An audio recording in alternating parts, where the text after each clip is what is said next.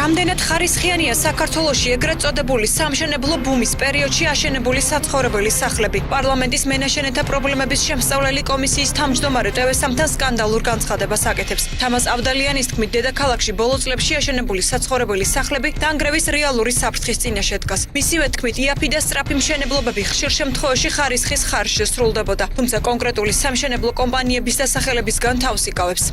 წლების მანძილზე, ესე იგი, კონტროლის სამსახური, რომელიც სახელმწიფოში უნდა ყოფილიყო, სამსახური, რომელიც აკონტროლებდა ამ სამშენებლო მასალებს, შემოსულ მეტალს, ანუ არმატურას და ასე შემდეგ, ეს ყველაფერი იყო მოშლილი. ნებისმიერი არმატურა, რომელიც მოექცევა ბეტონში, არ აქვს მნიშვნელობა თუ კოროზია მოკიდებული აქვს 10 წელიწადში და 20 წელიწადში მთლიანად, ესე იგი, იმსხვრევა და არაფერი არ რჩება მასში.